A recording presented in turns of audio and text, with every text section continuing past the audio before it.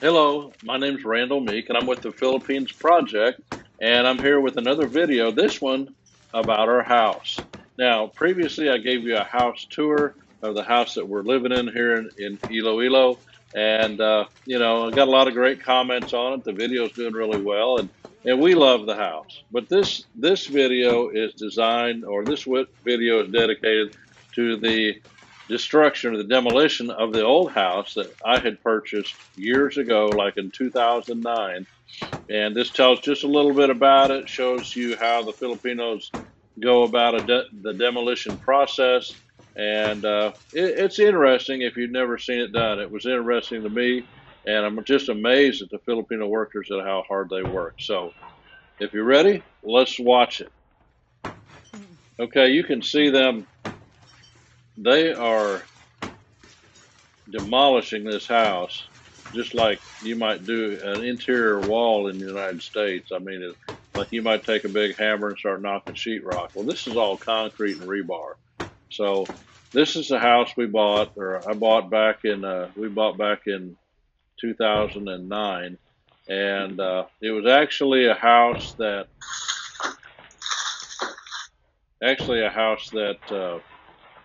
her mom had wanted us to buy. And we were kind of looking for a place. The family was actually living in a bamboo hut at that time.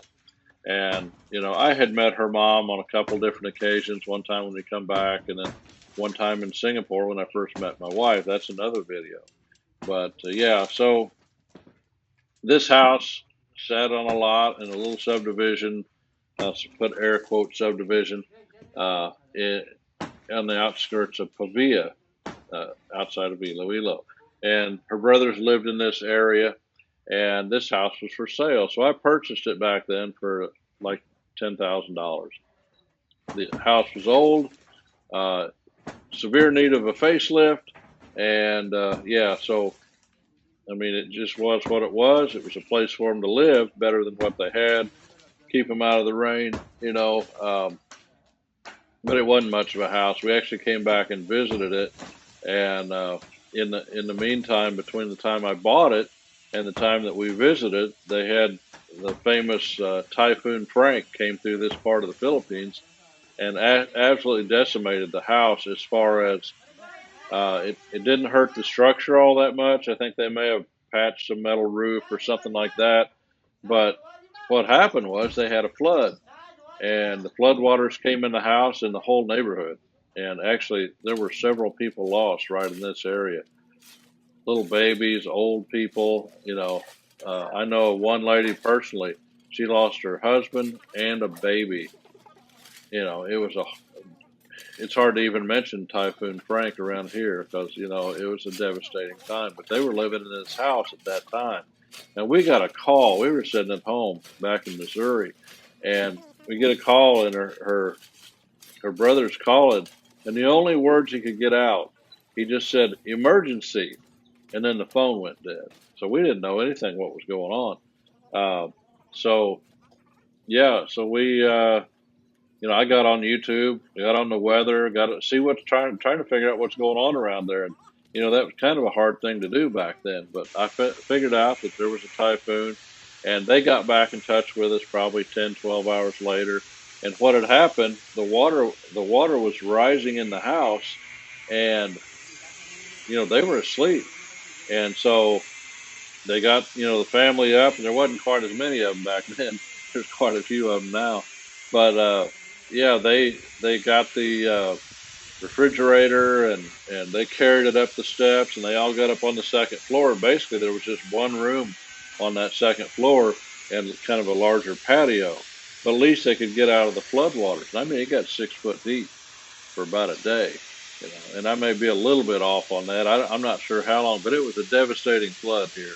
So anyway, that's the condition that this house is in when you watch this demolition, and you'll see these guys with sledgehammers, and they even take this little piece of PVC pipe about that long, and they'll drive a nail through it, and then they'll take that nail and they'll hit that with a hammer while they hold on to it with that PVC, and they'll bust out little pieces around, and then they'll take a welder and cut that rebar and take out larger chunks. But any large chunk that they have to further break that down. Once it gets down to the ground, they have to further bust that up with a sledgehammer, and you'll see them taking those little tiny rocks about that big, and they're shoveling them into these bags, and then they carry them. They'll lift them up on their shoulder, and they'll carry them off premises and dump them.